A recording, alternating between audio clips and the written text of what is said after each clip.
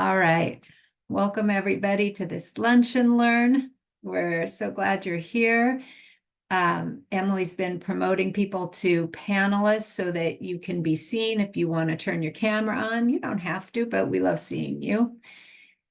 And we're very happy to have you all here today to hear from Emily Mankey and Shannon Bly about the brand new hot off the presses Washington Food Hub Network Collective Impact Report. And if you have questions, we're going to hold questions till after they talk, but you can put your questions in the Q&A part of this webinar site. Down at the bottom, it just says Q&A. You can add a question there.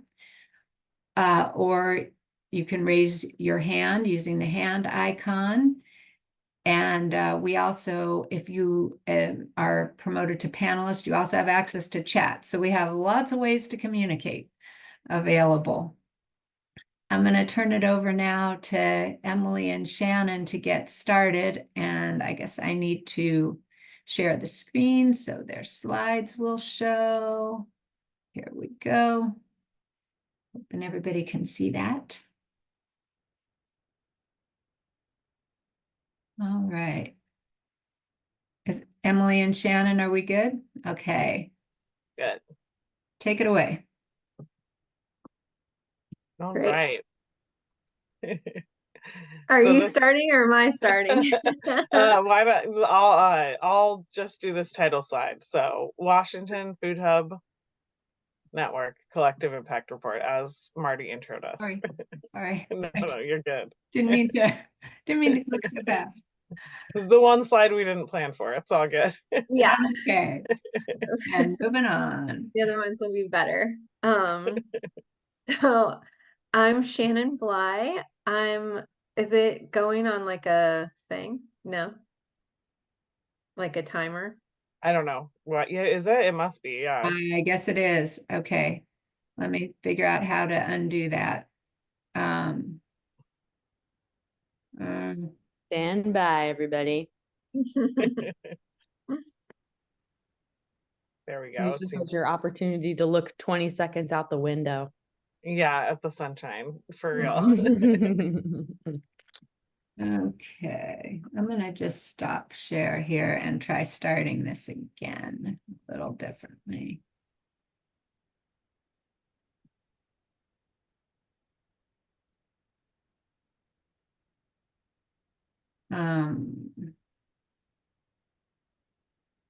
Well,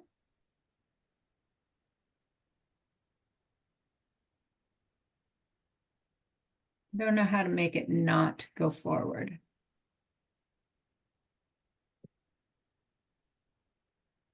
Oh, it's on a. Okay, let's see. Okay, Shannon's there. Maybe up in display settings, could it be, because you have it on presenter settings. Does it have other settings? How are we doing? That looks good. Okay, Yeah. let's I try think that's good. That's good. Okay. Yeah. So introduce myself. I'm the executive director of Woodby Island Grown Cooperative. Some of my past relevant experience, I started off interning at the Bellingham Parks and Rec, creating the first school gardens in Bellingham way back in 2005-ish. And now every school has a school garden, which is really cool. And we even have 2 school farms on our island in our school district. So that's been totally normalized over the last 20 years. It's great to see. I've worked in a lot of other aspects of the industry. I've worked on farms. I've worked on school garden programs, farmers markets, conservation districts, Skagit Farmers Supply, a lot of sales sides of the food and ag industry.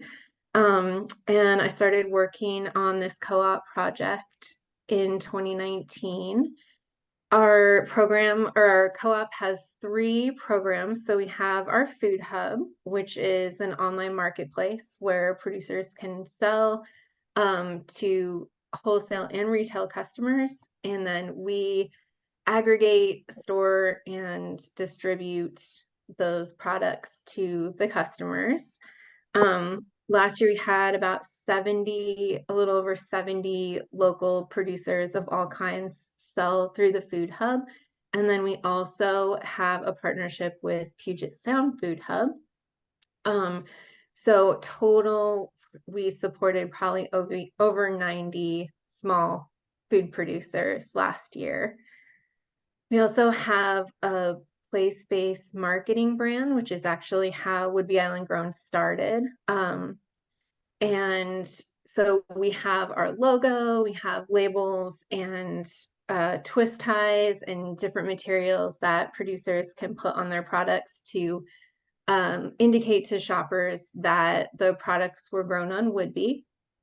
And we also do a lot of promotion and education to build demand for local food. So education about why it's important to have local food and keep it around, where and how to eat local, and sharing stories and successes from our producers who are also our audience's neighbors.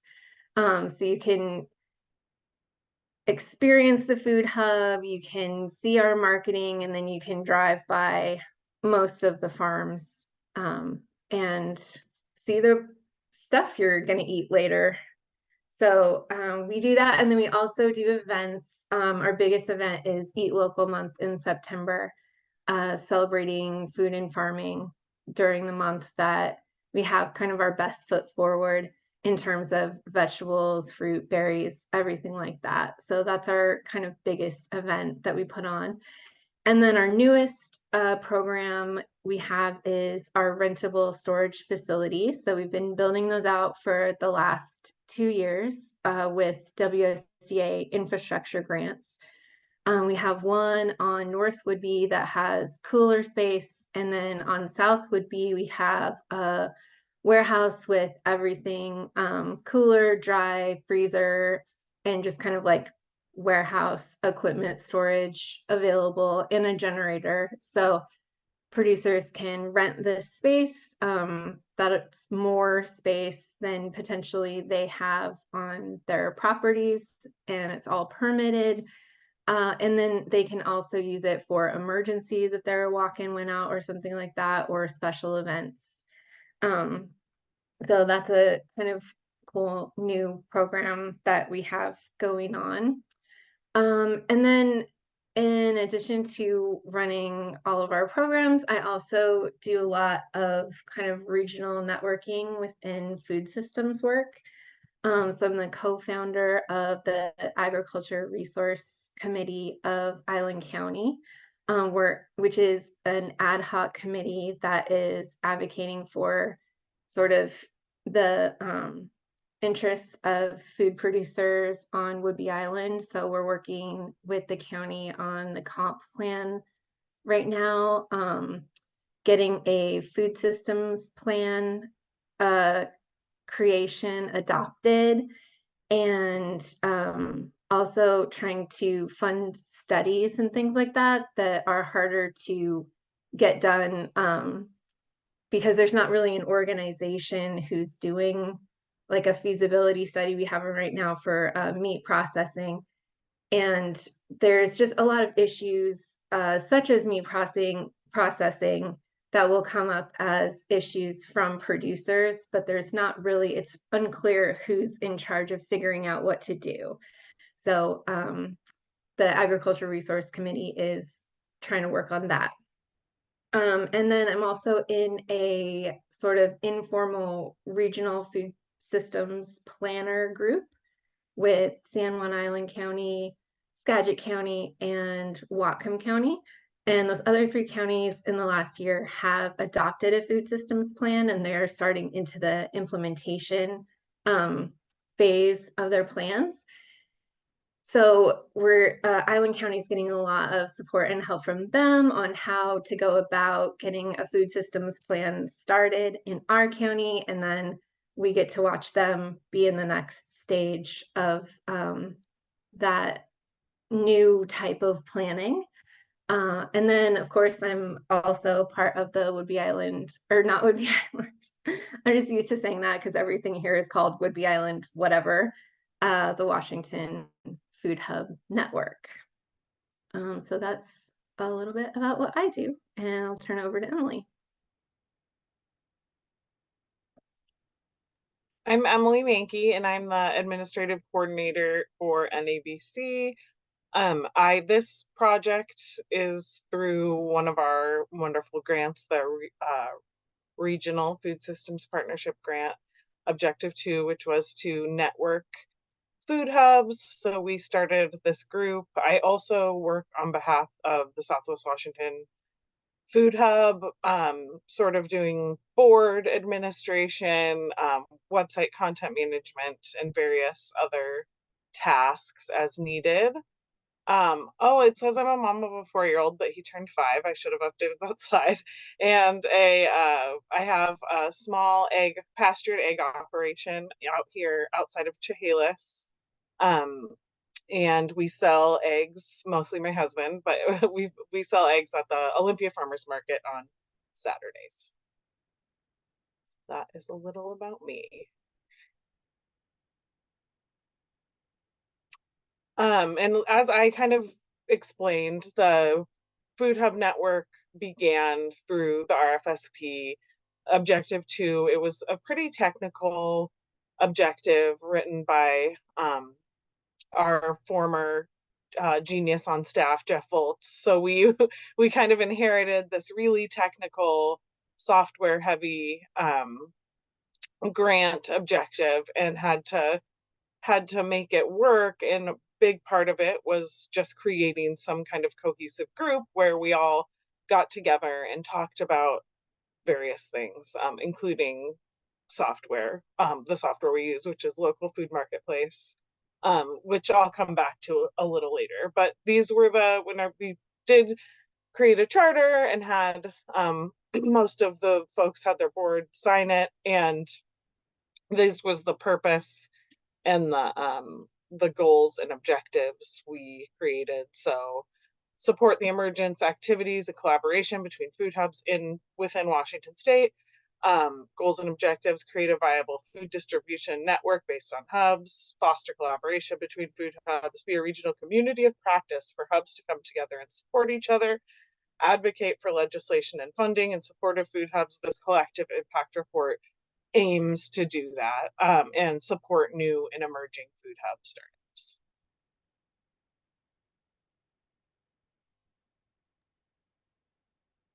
So a little bit about how the collective impact report got started.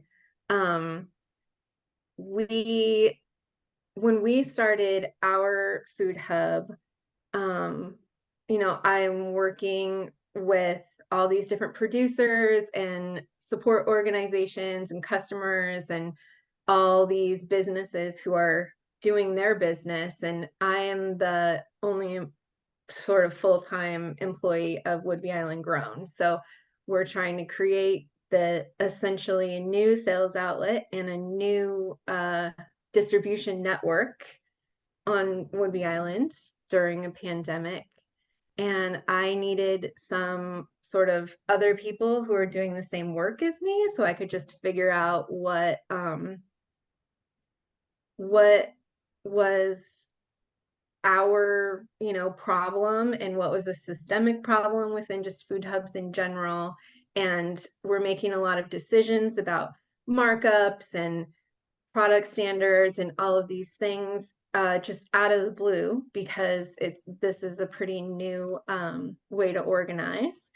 So we started getting together with the other food hubs under the NABC umbrella. So Puget Sound Food Hub, which has been a huge supporter of information and just every kind of other support to us. San Juan Islands Food Hub, and Southwest Washington Food Hub, the other food hubs under NABC. And then Kitsap Fresh over on the peninsula that has a similar comparable food hub to how ours operates. And then later Link in Spokane, which is in a partnership / grant, the Northwest Food Hub Network, I want to say, where it's a distribution network with Western Montana Co-op as well to distribute food across the states in between food hubs. So as we're all talking, getting together, I'm always looking for how can the co-op amplify our producers' needs? How can our work be shared? What work can we do that is better shared collectively than if just one producer is doing it or just one food hub or organization is doing it? And so in our food hub talks together, it became clear there are things that we all share that are concerns and things that we all share that are interests. So let's, get organized, be a little more official, and figure out how to advocate for support from decision makers on some of these kind of more complex issues like EBT SNAP or some regulatory issues.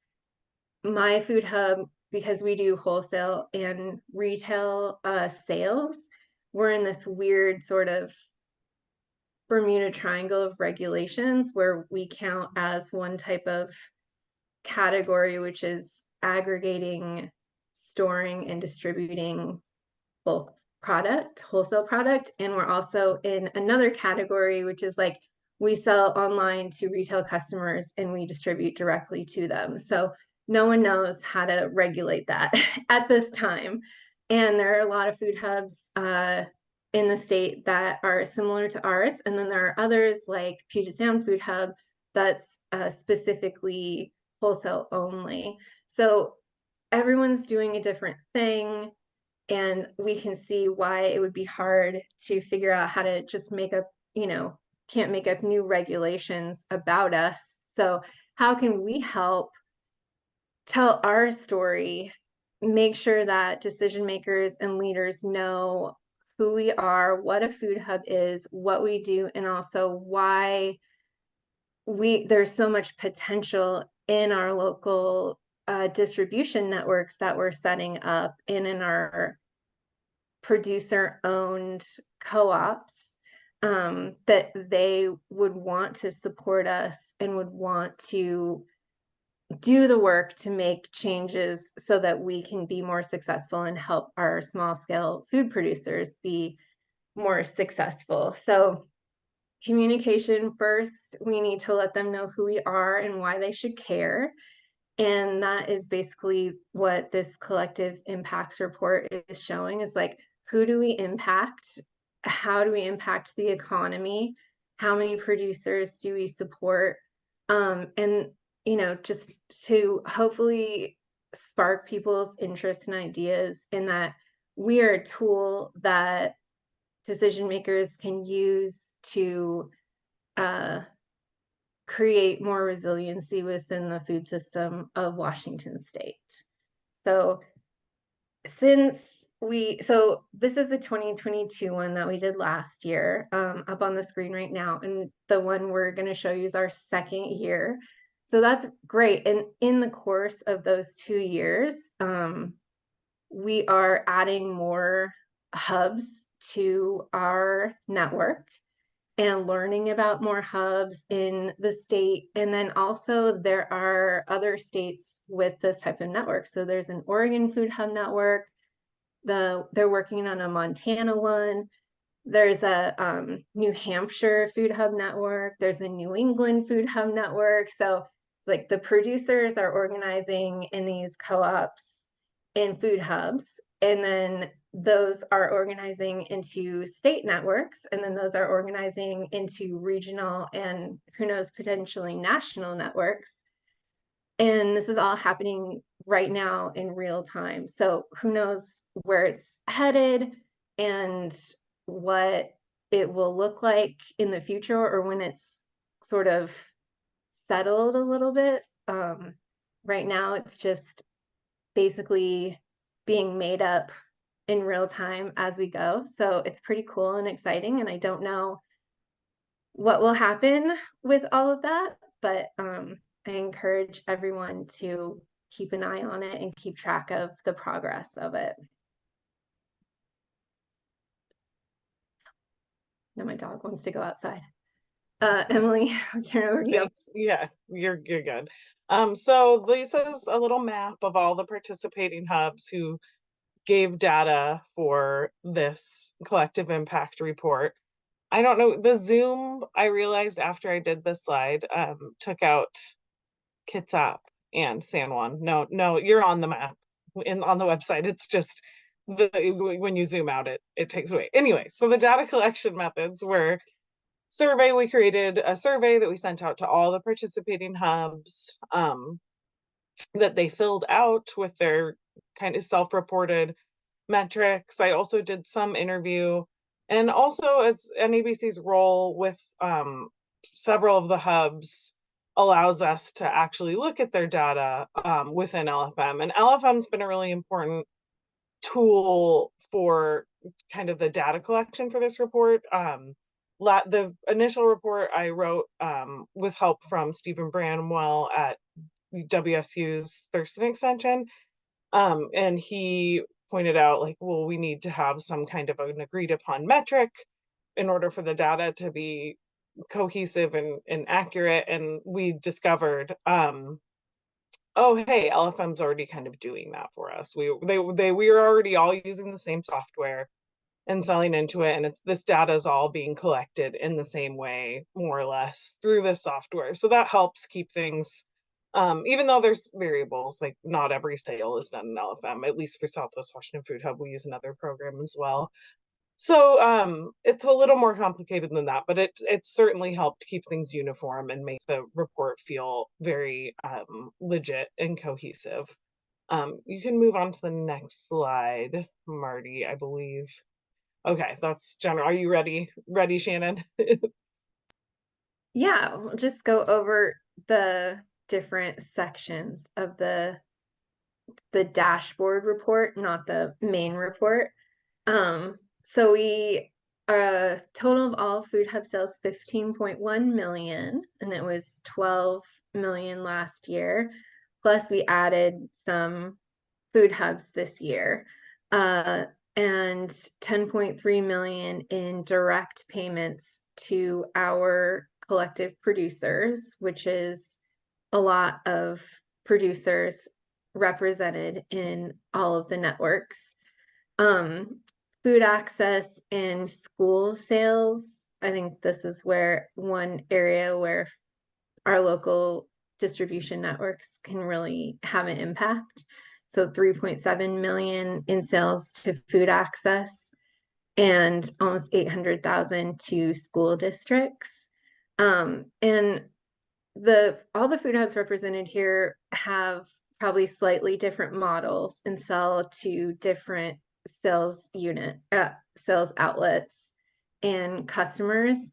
But this is all any type of product that can be grown, pot, raised, made in the local area of the food hub. So it represents, it's not just vegetables or agriculture, but also prepared foods and processed foods and artisan type things like candles and beeswax and things like that as well. So it's a lot of scope within food production and even branching into other types of products crafts made products. But I think probably the driver of all of these sales is vegetables. So that's where if we don't have vegetables, we can't sell anything else. Yeah, next. So, I get most excited about the school district and food access sales. I think the food hubs play a really important role. And imagining carrots in the driver's seat, love that, Abba. I have to get distracted. And I feel like the reason that hubs can really play a pivotal role, especially in smaller districts, but in larger school districts too, is those WSDA farm to school grants as well as the USDA farm to school grants. There's money out there to purchase local food. It's not always easy for districts to source all that food themselves. Having an invoice from each farm is a lot more difficult than having one invoice for, a dozen farms. So that is, even though there is going to be a markup as opposed to buying direct, the time saved in labor for school districts, it's proved to be a pretty winning formula to use the hubs. Not without issues, because farm to school takes, as anyone who's done it knows, it takes a lot of hard work and dedication and just love for it to make it work. It's not never easy, but it can work really well with hubs. And you can see we did school districts by county. I actually updated that number. It says 31. It's over 50. I was counting by county. I fixed it in the actual report, so the slide's a little dated. But you can see all of the school districts by county we've reached. And if anything I'm missing like there's more than this. There's no way that we're over reporting. It would be under reporting if anything. So you can see a lot of these counties, it seems like we have a pretty good chunk here, always room for improvement. I can say Southwest Washington Food Hub, through my complete stubbornness and unwillingness to take no for an answer, is now in 2024.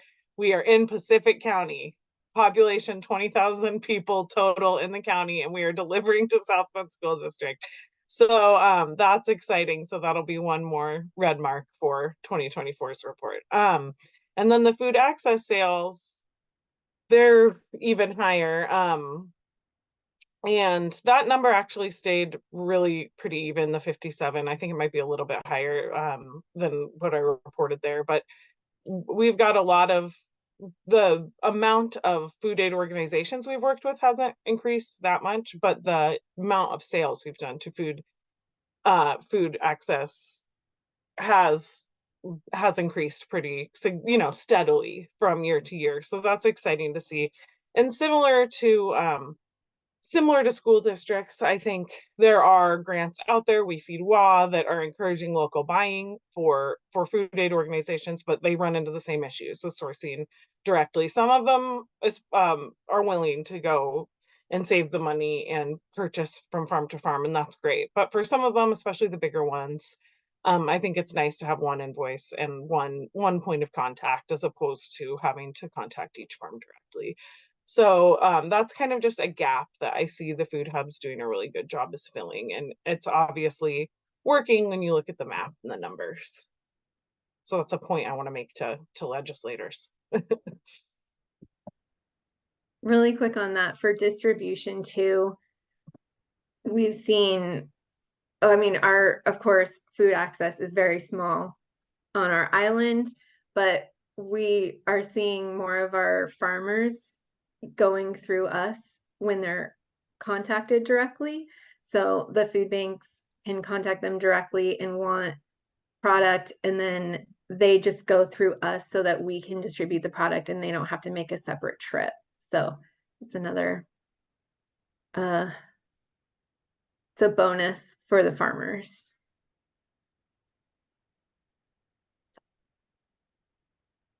Speaking of farmers, I think this is definitely our most impressive stat. So how the food hubs are set up is that we want the farmers who list through our marketplaces to get the most percentage of the sale back to them. So for our food hub, And some others, the producers list their products and they set their own prices and they get the entire price that they list. There's no commission. All the markup and for the food hub operations is paid for by the customers. And then there's others where there's a small commission, but it's still really small. And that means that a large percent of the food hub sales goes directly to producers, direct deposit into their accounts. So 10.3 million in producer payments to almost 400 farmers and food producers is huge in all of these counties. And then all the food hubs in the Washington network, we distribute to almost all the counties except for 2, I think, right, Emily? Yeah, Um, there was I think there was 3, maybe 3 or 4 in Southwest, and I'm gonna shore up those numbers with a couple of the other hubs because I just want to make sure I didn't miss them. But See if we can get all the counties. yeah, or at least I know for sure we're not in Grays and Pacific. But the Skamania, I was like, maybe we are. I need to double check, but as far as I know, we're in all but 4.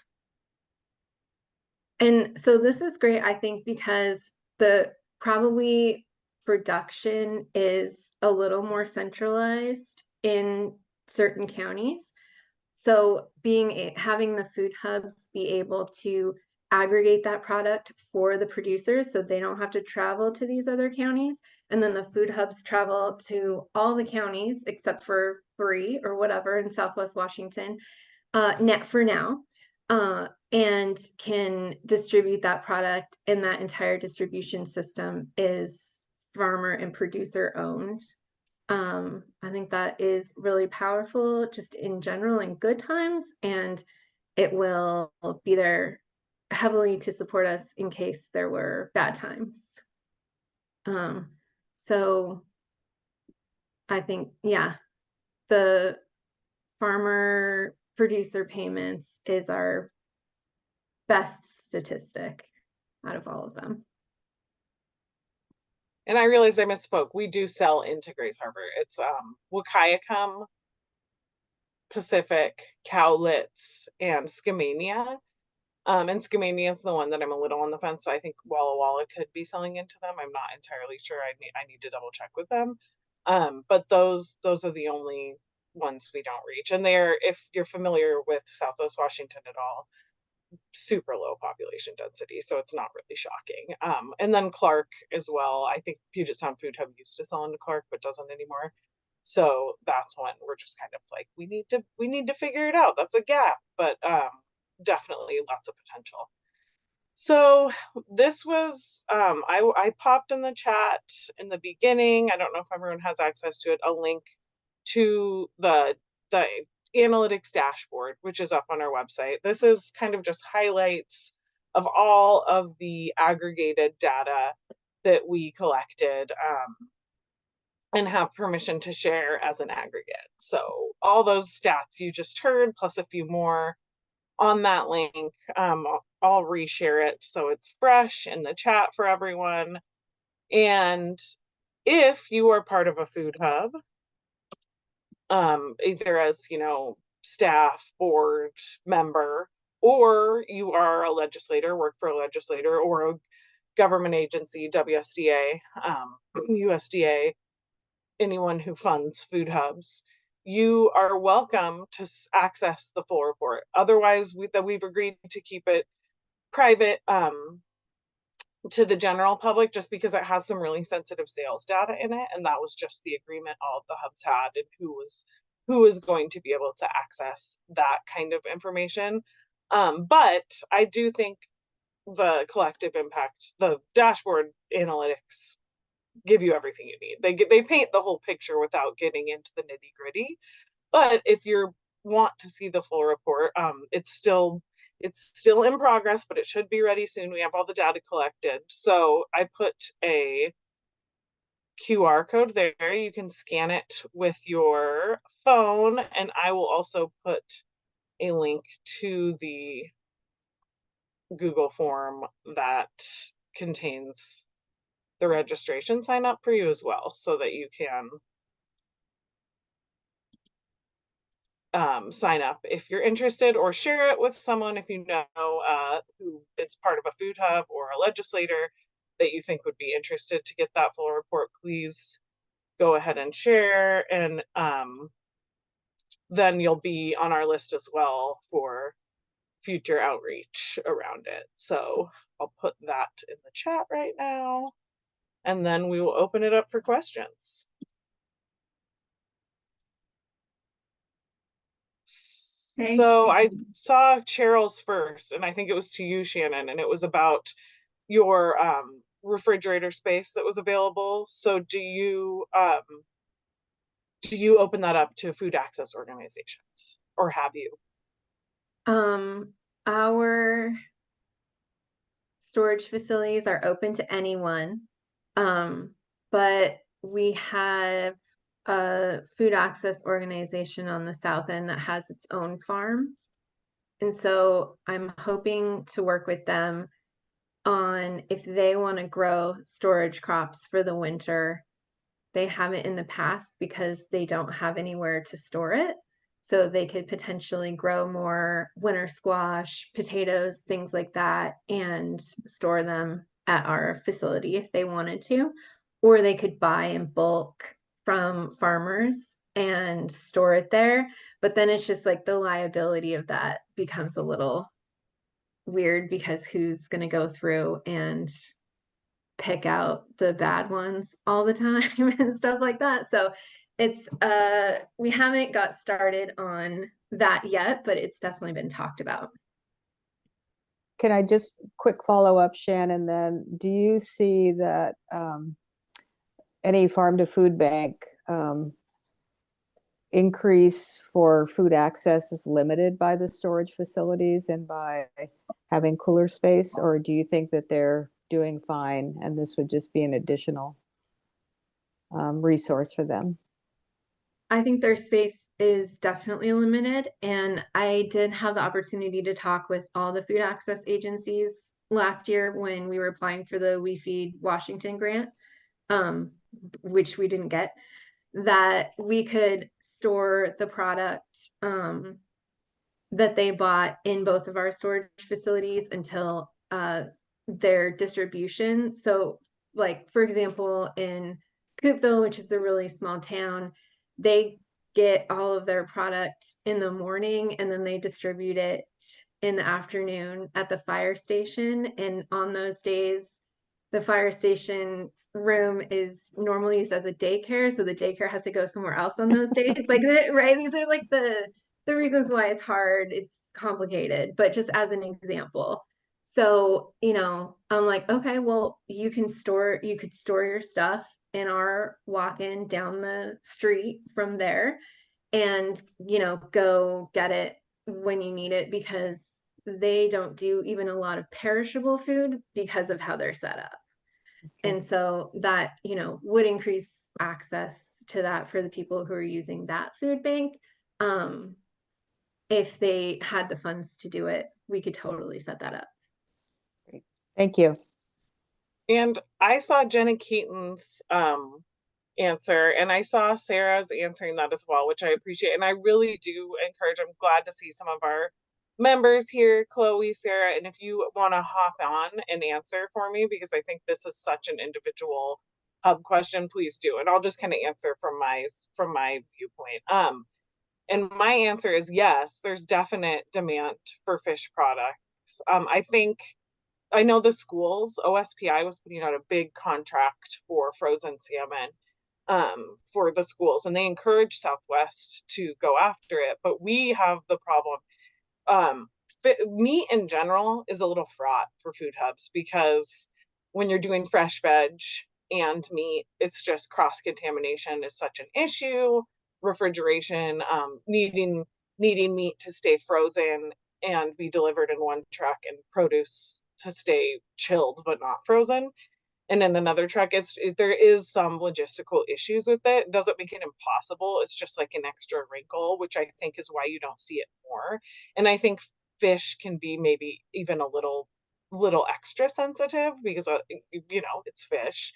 But that said, I know there's tons of demand for it. I know the schools really want more seafood. They want more culturally appropriate food for indigenous kids in rural areas, and just in general to get off of beef and the other kind of commodity meats, for lack of, I don't know if that's the correct word, but the more standard American proteins that maybe aren't always the healthiest or most sustainable options. I know there's tons of demand to kind of pivot to more seafood. So I would encourage you to reach out to me, Jenna.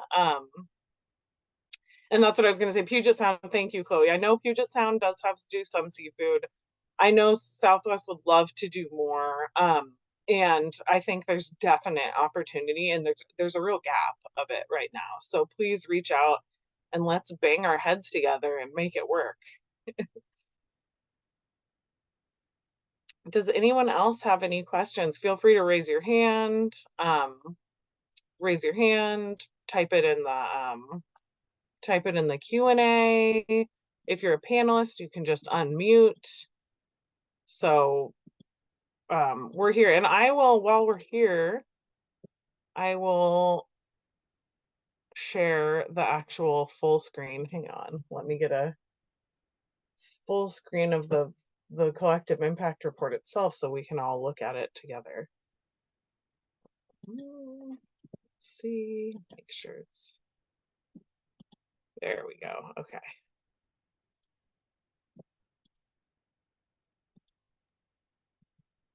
Yeah, I know for us, we're still figuring out the logistics of establishing more seafood just with fresh, frozen, cooked, and what kind of sustainability requirements we want to have. Totally. That's the same. That's the same kind of conclusion I've come to. Sorry, go on. Yeah, no, go ahead. Was there more, Sarah? No, you feeling good. I just wanted to flag, Johnny also put in the chat another question about who else was interested in purveying seafood. Oh yeah, I think who was Jenna? Is that what you're asking? Because I was wondering the same thing. Or what organization is Jenna with? Yes. Uh-huh. And Trish, yes, I am aware of the food hub that's being developed in South Seattle. My colleague Maxime, who's on the call, is working with them. I believe they were there's a few different groups who are kind of testing the waters of creating food hubs. I think South Seattle has a real need for more culturally relevant foods, maybe more BIPOC farmers. So I think that's the gap Food Lifeline's looking to fill. So yes, aware of it, and we'll definitely, as soon as they're up and running and interested, we will happily bring them into the fold.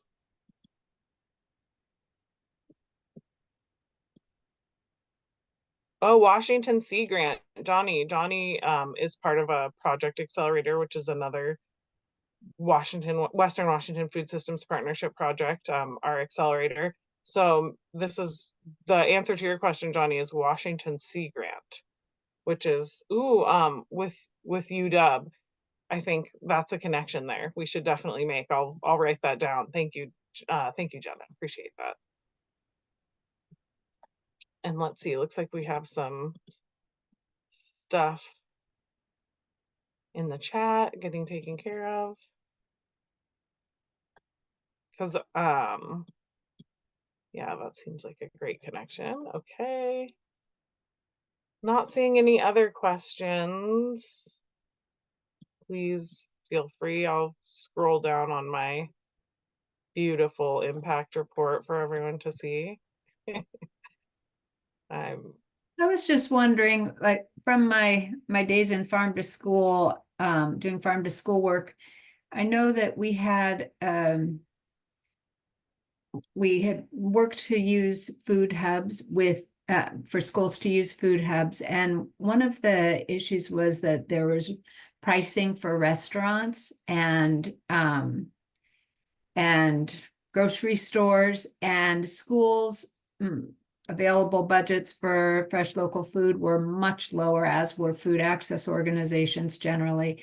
And we were trying to figure out if there were ways to use food hubs and the local food marketplace or some software so that there could be different prices for different buyers, different types of buyers. And I'm wondering how tailored the food hubs are in their ability to sell to different kinds of buyers at this time. LFM that's one thing that LFM is really great at, is you can have not a million, I don't know how many, a lot of different types of customers. I think the capability within the software, totally there. It's really set up for that. That's one of the really nice things about LFM. I think the other kind of larger question that I see, and again, feel free other hubs to pipe in, is just finding that sweet spot for a margin for anyone, because hubs, they're kind of similar to restaurants in that they just don't, the profit margin's really not that high. And in order to get the farmers the price they want and keep the gas in the van and the insurance paid, by the time you put on a margin that's just bare minimum, it's already really expensive, especially for schools, especially for food access organizations, and just not really competitive with frankly, with your mainline distributors, with your Charlies, with your US Foods or whatever, obviously, which isn't, different markets, so that's okay. But I think that's just kind of a constant struggle of finding that right price point. And I think something that I'm really interested in building out and discussing with farmers and just finding kind of a groove in is just the seconds market, like having farmers be really good about being like, okay, maybe this isn't a perfect carrot, but it's a carrot that a kid will eat, or it's a carrot that's good for food access. And so that we can keep those prices down, keep foods out of the compost, get everybody what they want. I think that is something that there's a lot of room for opportunity for. And then I saw how the grains fitting into Western Washington. Great question, Carol. And I will pipe in addition to those two great answers. Thank you, Sarah and Chloe. So there are Southwest Washington Food Hub is part of the Southwest Washington Growers Co-op, which also houses the Grain Pool, which is a true growers co-op of about a dozen or more grain growers who grow barley, and a few kind of really tailored to distilling and brewing wheat varieties, and a few other just specialty grains that have been proven to grow really well in Southwest Washington. And they sell those to Great Western Malting in Vancouver, and also why am I blanking on the name? The tribal owned distillery, the Chehalis is Talking Cedar. Those are the two biggest clients. There might be a few other small ones. And Link Foods also has a pretty robust grains program. The sales from this is something I'll tease out in the larger report, but the sales from the grain is not included in Southwest sales number. I kept that separate because it's a different pool, and this is looking at Food Hub specifically. I'm not sure. I didn't ask when I solicited the survey that for Link. They may just do it a little differently than us and include it in their total sales. I'm not sure. So there could be a little bit of that in mixed in with the sales, but otherwise I think the cooperative model is sort of proving to be really helpful for both growing grain, something that's a commodity crop that you're going to need really thousands of acres kind of to compete in those markets. So farmers all teaming up and using their acreage together to be able to, um, for instance, sell to what Great Western Malting only accepts rail cars. So that was something the co-op did right off the bat, was get a rail spur going at the Port of Chehalis so that they could ship their barley to Great Western Malting and make it work. So the cooperative model has proved to really work nicely, and they're kind of all working together, I guess, if that answers your question, Carol. Emily and Shannon, we also had this one question about from Johnny. Is there a map about how the county regions break down? I am a little, can you clarify that question for me, Johnny? Here, I'll allow you to talk. I'm a little, I did do the county breakdowns here that I have, are these are just Washington counties and who we sell to, or producer members. That's the county breakdown. I'm a little, or if anyone wants to clarify that, I'm just need a little more info before I answer that. Yeah, I was trying to explain to some folks how the regions break down by the county. So Southwest Washington, they're like, so what counties are in Southwest Washington? There should be like 8. And I'm like, yeah, there's only 4. And then they're like, so what are all the different county regions that are and who identifies them for these and for what reasons? Like, why is Southwest Washington So those? per hub, you mean? Oh, per hub. Or Is that what you're asking? Like, how do hubs decide which counties they serve? Because I think that's what you're getting at, right? Does that yeah, make and sense? the same for grants. Like some of the grants they ask, like what specific area of Washington State does this grant apply to? And like we Sure. say Southwest Washington, how specific is that? Or to say like Southeast Washington or what other areas? Yeah, I think Southwest has the decision to call Southwest Washington Food Hub has been fraught with controversy. Since my time there, people are always, I think, maybe I always say a more accurate name would have been Timberland Food Hub, but I don't know that anyone would even know what that means. But it basically, Southwest, um when they began, I think they based it, I'd have to go back and read the bylaws again, based it on where our growers were. I believe was that we had growers in Pierce, Thurston, Lewis, Grays, and Mason was the first way we had it.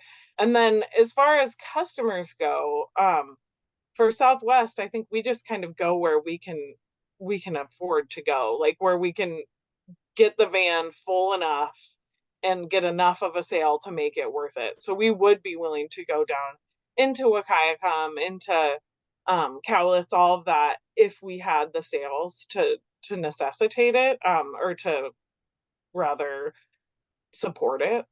So I think that is, and I think that basically goes for all of the food hubs for as far as how they figure out their distribution routes, is that they're just figuring out, hey, these are where our farmers are, these are where we have to do our pickups. So that's kind of where the home base is going to be located, where we're going to put our aggregation sites, where we're going to put our packing warehouse. And then as far as customers go, it's just a matter of like what's making us the most money, where are our customers, where's the demand, and how can we how far away is it from our warehouse, and how can we make money. And I know there's exceptions. Link and Puget Sound and have done a ton of work with Northwest Food Hub Network setting up a route. And I know, I think backhauling plays a role in making that sustainable financially as well. So it's complicated. And as far as the grants go, I think like if any of us were to apply for a grant and we're naming counties, it would just be based on our existing sales, our existing producers. So it would be, it's as simple as that. And we might say we're hoping to get into these new counties or something if we were. But I don't think there's like it's not like an exact science. It's sort of just, okay, here's where we currently are, here's where our customers currently are, and that's where we're going. And as far as yeah, I think that's hopefully a good enough answer. Thanks, Emily. And I also want to thank you, Shannon, for doing this presentation and answering questions. Looks like we got through everything I can see here. I want to let you all know that this session's slides, a recording of the session, and a Q&A sheet that captures what this past discussion we've just had will be available on the wwfsp.org website in just a couple days. And so that's a resource for the future. All of our Lunch and Learn presentations are there on the wwfsp.org website. We'd really appreciate it if you fill out an evaluation of this event, and I put a link in the chat for that. And Emily, if you stop share, I think I can bring up the schedule moving forward here. So I hope you can all see that we have coming up the Lunch and Learn with David Belinda and Dixon Najeri from Wakalima, USA on April 11th. And you can register for that on the website under events here. And then in May, we'll be doing one with the Latinx Business Development Program. So hope that you can join for both of those. And I think we'll end this one. Again, thanks, Emily and Shannon, for such a nice job today. And thank you all for being here. Thank you. And I'll stop the recording.